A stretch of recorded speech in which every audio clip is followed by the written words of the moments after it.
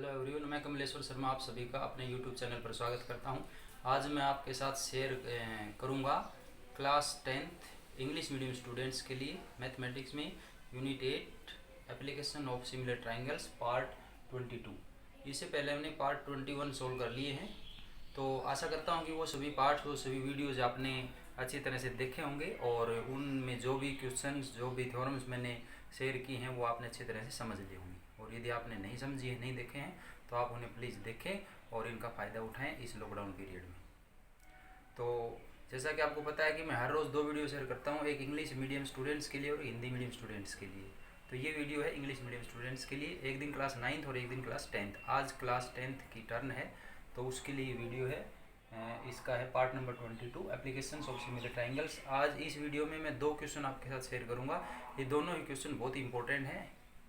Exam में शायद मेरे माय अकॉर्डिंग ये क्वेश्चन जरूर आने चाहिए। These are very compulsory. So आप इन्हें अच्छी तरह समझ लें और इन्हें समझने के लिए आप इस वीडियो को लास्ट तक देखें। और आगे आने वाले वीडियोस को देखने के लिए, अपने सिलेबस को कंप्लीट करने के लिए आप इस चैनल से जुड़े रहें। और चैनल से जुड़े रहने के लिए आपको पहले से सब्सक्राइब करना होगा रेड बटन पर क्लिक करके, ताकि आपको अगले जो वीडियोज़ हैं वो अपने आप मिलते रहें। क्योंकि मैं इस चैनल के द्वारा अपना पूरा जो सिलेबस है क्लास 10th का वो कंप्लीट कराऊंगा। ये मेरा पहला ही चैप्टर है। इसमें मैंने लगभग 100 से ऊपर जो है वीडियोज़ शेयर कर दिए हैं, जिनमें से आधे हिंदी मीडियम के हैं और आधे इंग्लिश मीडियम के लिए हैं। यदि किसी स्टूडेंट को इंग्लिश मीडियम में कोई दिक्कत है, समझ में नहीं आता है, तो आप उसी का हिंदी वर्सन देख सकते हैं इसमें सर्च करके, क्योंकि दोनों मीडियम्स मैंने डाले हैं। तो मैं आपसे आशा करता हूँ कि आप इसका बहुत से ज़्यादा से ज़्यादा फ़ायदा उठाएँ। तो आज का जो क्वेश्चन है वो है क्वेश्चन नंबर 36। इससे पहले हम 35 क्वेश्चन सॉल्व कर चुके हैं, तो ये क्वेश्चन नंबर 36 है। तो क्वेश्चन नंबर 36 का जो स्टेटमेंट है वो ये है, prove that the sum of the squares of the sides of a rhombus is equal to the sum of the squares of its diagonals। फिर से देखेंगे, prove that the sum of the squares of the sides के squares का sum किसका, of a rhombus, एक rhombus का, is equal होता है to the sum of the squares of its diagonals, इसके डायगोनल्स के स्क्वेयर्स के सम के इक्वल होता है। तो इसके लिए हमें रोम्बस लेनी पड़ेगी डायग्राम। तो मैंने ये ABCD एक रोम्बस डायग्राम ले लिया। इसमें AB BC CD और D, आपको पता है कि जो रोम्बस होती है उसकी सभी साइड जो इक्वल होती हैं। इसका मतलब AB BC CD और D ये सारी इक्वल हैं। और इसके डायगोनल हैं यहाँ पर AC और BD। जो रोम्बस के डायगोनल होते हैं वो प्रॉपर्टी भी आपको याद होनी चाहिए, जो रोम्बस के डायगोनल होते हैं वो एक दूसरे को परपेंडिकुलरली बाइसेक्ट करते हैं। ये प्रॉपर्टीज आपके दिमाग में होनी चाहिए, तब आप इसको सोल्व करना चाहोगे, कर सकोगे। तो इस स्टेटमेंट और इस डायग्राम के अकॉर्डिंग मैंने जो अपना फर्स्ट जो स्टेप हमारा होता है, आपको पता है होता है गिवन। तो गिवन में मैंने लिखा है rhombus ABCD in which diagonals AC and BD, जिसमें डायगोनल AC और BD इंटरसेक्ट एट O पर इंटरसेक्ट करते हैं। कहाँ पर इंटरसेक्ट करते हैं? Intersect at O। So our first step जो है वो कंप्लीट हो गया, पूरा हो गया। नाउ नेक्स्ट स्टेप आपको पता है गिवन के बाद क्या होता है, टू प्रूव। तो टू प्रूव में लिखा है AB square plus BC square plus CD square plus DA square is equal to AC square plus BD square. आप देख रहे हैं AB साइड है, BC साइड है, CD साइड है, DA साइड है। तो इन सभी के स्क्वेयर्स का सम ले लिया मैंने, इज इक्वल टू AC जो है इसका डायगोनल है और BD दूसरा डायगोनल है, तो इन दोनों के स्क्वेयर्स का सम ले लिया। ये हमें प्रूव करना है। सो हमारा जो दूसरा जो स्टेप है वो भी कंप्लीट हुआ। नाउ टू प्रूव के बाद थर्ड जो स्टेप है वो है प्रूफ। तो प्रूफ में मैंने लिखा है because diagonals of a rhombus bisects perpendicularly.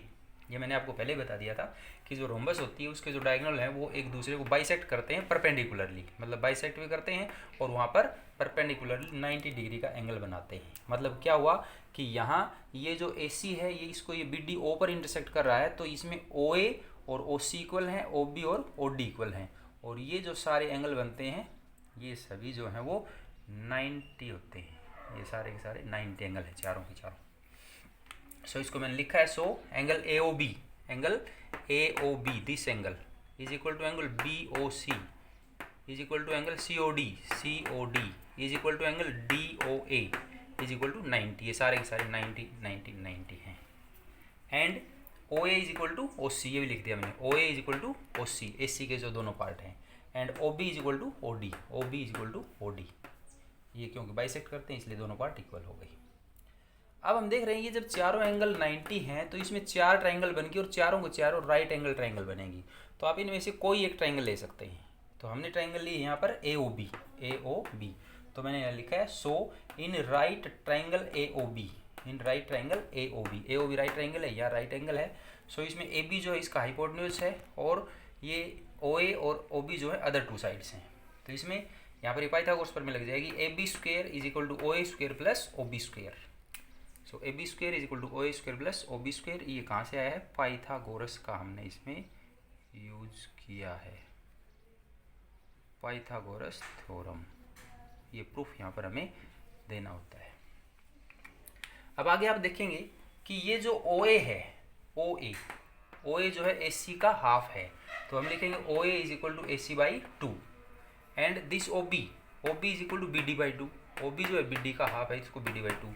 सो जहाँ ओ ए है उसके जगह ए सी बाई टू लिख देंगे और ओ बी है उसकी जगह बी डी बाई टू लिख देंगे। तो ये जो इक्वेशन है हमारी इस प्रकार से बन जाएगी A B square is equal to A C by two का whole square plus B D by two का whole square is equal to, इसका जो स्क्वेयर खोलेंगे तो हो जाएगा A C square by four plus इसका खोल लेंगे तो B D square by four. और जब इस पूरे का एलसीएम लेंगे तो ये जो 4 है इधर आ जाएगा तो ये हो जाएगा 4 A B square is equal to A C square plus B D square. तो हम यहाँ पर तक पहुँच गए। 4 A B square is equal to A C square plus B D square, यानी A C square plus B D square. ये right side तो आ गई, जो हमें प्रूव करना था उसकी राइट साइड तो हमारे पास आ गई, लेकिन लेफ्ट साइड में हमें चारों साइड्स के स्क्वेयर्स का समझाइए। जब क्या है कि हमारे पास 4 ए बी स्क्वेयर आया हुआ है।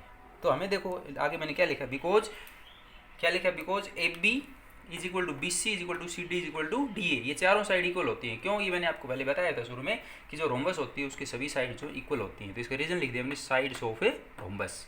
सो सारी की सारी इक्वल हैं। और क्योंकि यहाँ पर 4 ए बी स्क्वेयर है तो इसको हम 4 ए बी स्क्वेयर कैसे लिख सकते हैं? A B square plus A B square plus A B square plus A B square इन 4 बार is equal to A C square plus B D square. Right side जो है एज इट इज आ गई।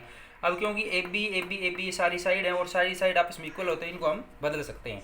तो ए बी स्क्वेयर को तो A B square लिख लिया और इस ए बी स्क्वेयर की जगह बी सी स्क्वेयर लिख लिया और इस ए बी स्क्वेयर की जगह सी डी स्क्वेयर और इस ए बी स्क्वेयर की जगह डी ए स्क्वेयर, क्योंकि चारों साइड इक्वल है और हमें रिजल्ट में चारों साइड चाहिए। सो ये बन गया A B square plus B C square plus C D square plus D A square is equal to A C square plus A B D square. तो यही हमारा टू प्रूव करना था। सो पहला जो क्वेश्चन है वो कंप्लीट होता है। इस तरह से हमारा पहला जो क्वेश्चन है वो पूरा होता है, टू प्रूव्ड। अब जो दूसरा क्वेश्चन आज का वो इस प्रकार से है, क्वेश्चन नंबर 37। तो 37 का स्टेटमेंट है O is any point in interior of rectangle A B C D then prove that O B square plus O D square plus is equal to O C square plus O A square. फिर से पढ़ेंगे एक बार।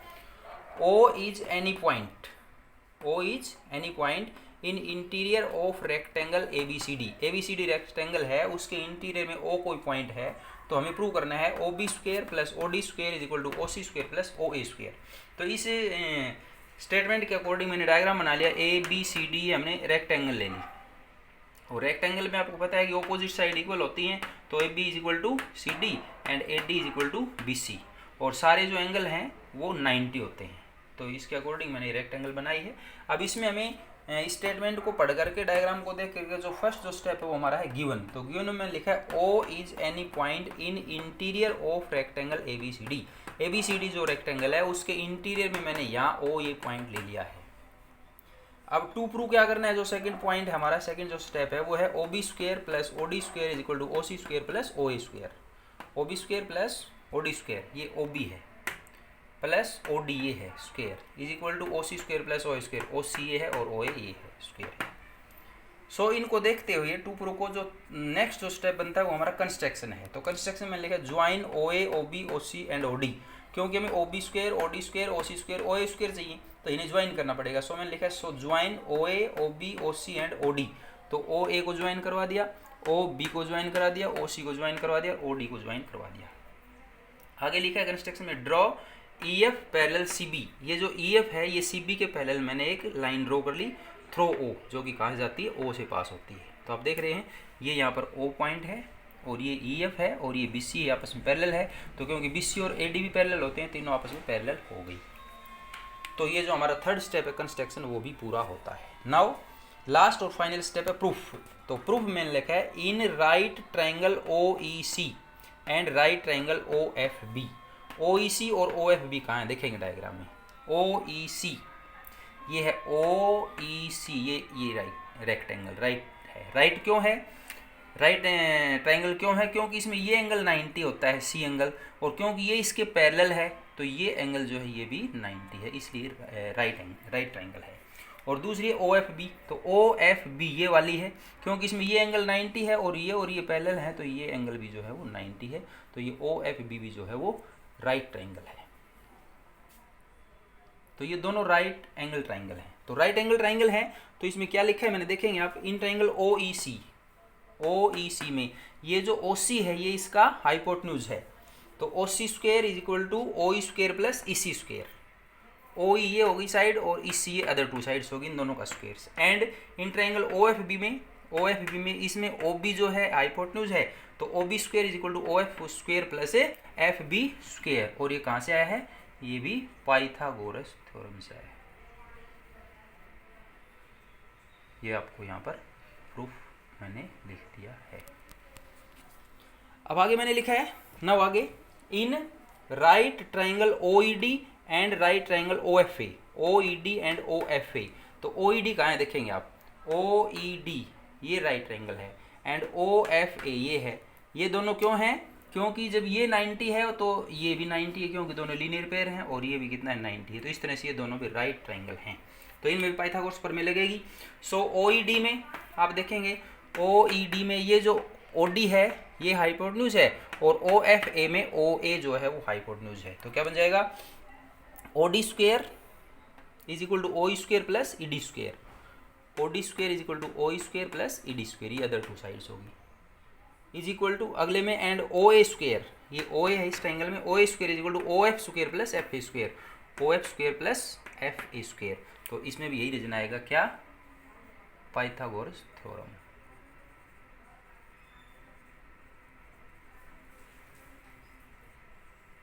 अब आगे देखेंगे आप, हमारे पास हमें प्रूव क्या करना था, हमें ये प्रूव करना था टू प्रूव में O B square plus O D square.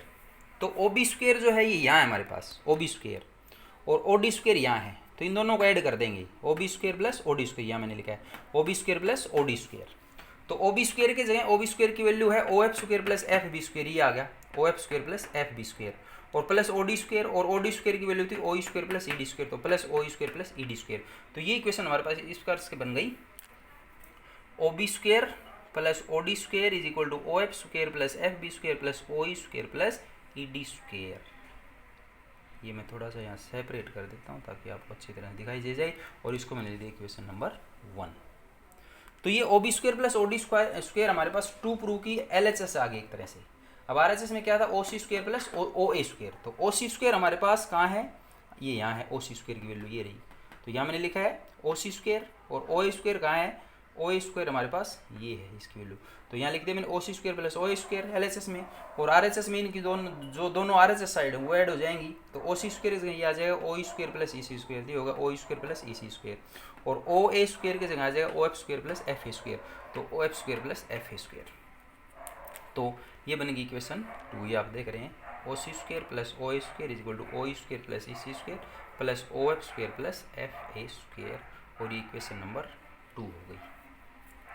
अब यहाँ से आप देख रहे हैं क्या, because E F parallel to C B, E F parallel to C B हमने कंस्ट्रक्शन में लिखा था, E F parallel to C B, और जब ये E F parallel to C B है तो इसका मतलब है कि E C is equal to F B है, this E C is equal to F B है, क्योंकि ये इसके पैरेलल है और ये इसके पैरेलल है, तो इस तरह से क्या होगी, है कि पैरेललोग्राम होगी। तो पैरेललोग्राम होगी तो इसकी अपोजिट साइड जो है वो इक्वल होगी, इसका मतलब E C is equal to F B and E D is equal to F A, और इसी तरह से इधर वाली पैरेललोग्राम होगी, E D is equal to F A. कौन सी पैरेललोग्राम होगी, आपसे ध्यान से देखें एक बार, E F B C parallelogram होगी, और ए एफ ई डी ये दोनों पैरेललोग्राम होगी, तो इनकी अपोजिट साइड जो आपस में इक्वल हो गई। तो इसका मतलब E C is equal to F B और E D is equal to F A.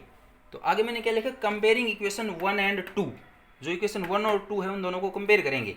तो कंपेयर करेंगे तो यहाँ पर देखिए आप, इक्वेशन 1 में क्या है, ओ एफ स्क्वायर है, और इक्वेशन 2 में भी ओ एफ स्क्वायर है, तो ये तो दोनों इक्वल हो गई, ये आप देखेंगे ओ एफ स्क्वायर इसमें भी है और 2 में, इक्वेशन 1 और 2 दोनों में है। उसके बाद ओ स्क्वायर इक्वेशन 1 में भी है और इक्वेशन 2 में भी है, तो ये पार्ट भी इक्वल हो गई।